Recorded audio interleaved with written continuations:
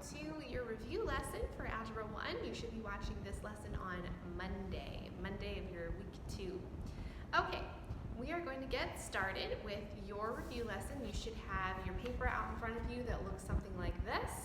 Okay, it's 2 pages that you need to have, okay? All right, the first problem is a problem that I think everybody got wrong on your final that you took last year. So I wanted to go over this to explain what you're supposed to do the next time you see something like this. The beauty about math is that with math, once you understand what you're doing, you can manipulate numbers in all kinds of ways. Sometimes there's more than one way to solve a problem. So the way I'm going to show you right now, there might be other ways to do it, but this is one way. It's one of the easiest ways to solve this problem. And it's going to be the most direct way to get to your answer. And you can come up with this by having a good grasp on your algebra, by understanding how your numbers work and understanding your rules of algebra, especially your rules of equations.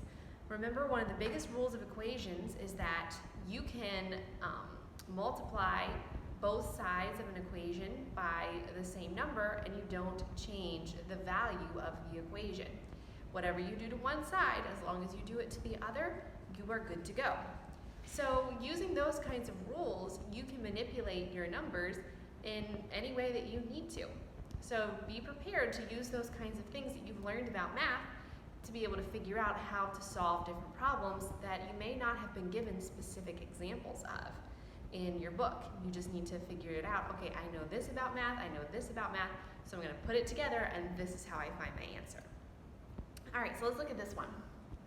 If you're given a fraction, for example, 6/15, and your problem says, with the fraction 6/15, write that fraction so that now it has a denominator of 20.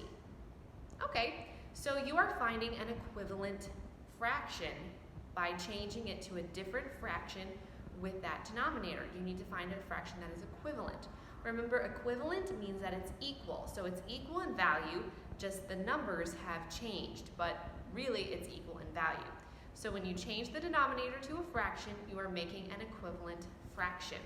The most direct way to do this is just to cross multiply. Let me show you. So your first fraction is 6/15, 6/15. I want to change it so it has a denominator of 20.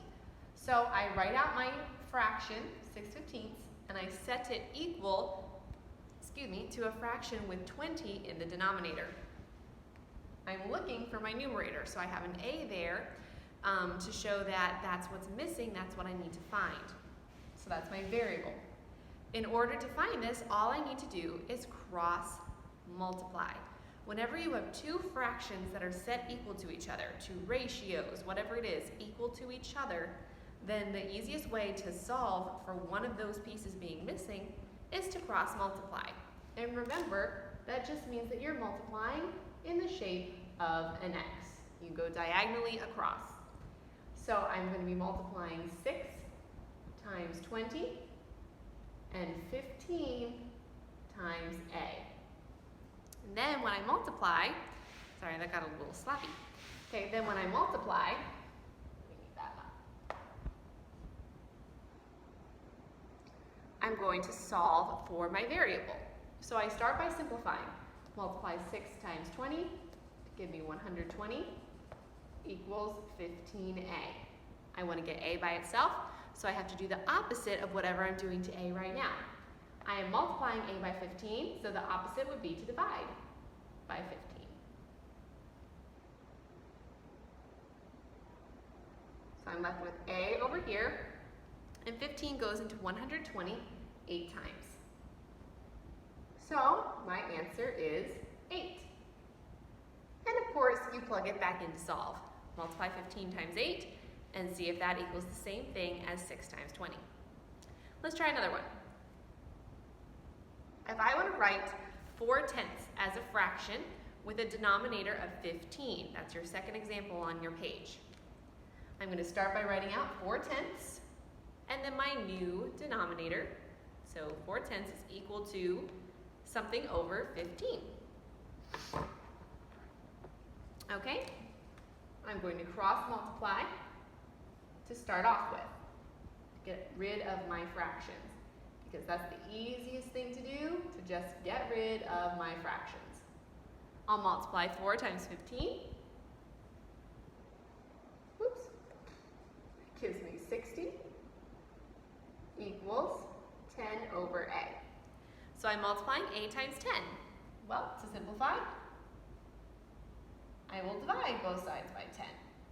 And I'll get 6 equals a. I'm going to check by putting that back into this equation.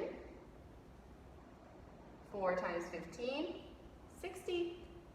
10 times 6 is also 60.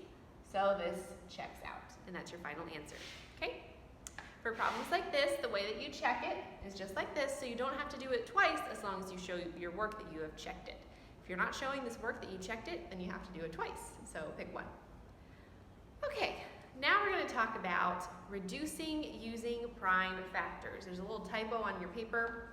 It should say one of the fastest ways to reduce large fractions is to use prime factors.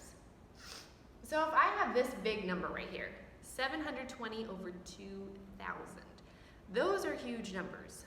Yeah, you could start with 10 and, whittle it down, get them smaller, but there's actually a better way to do it, a way that requires a little bit less steps, a little less room for error. And that is by using prime factors. So I start by writing out my numerator and denominator as the products of prime factors. Remember, product, that's the answer to a multiplication problem. So that means that you are going to write out the prime factors as if you're multiplying them together, and this is your answer. Remember, you can find your prime factors using this ladder method.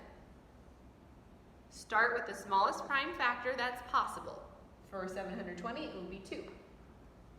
Divide 720 by 2 gives you 360.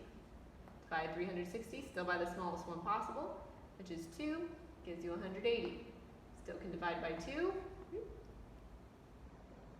That gives you 90. You can still divide by 2. That gives you 45. Now the next smallest is 3. That gives you 15.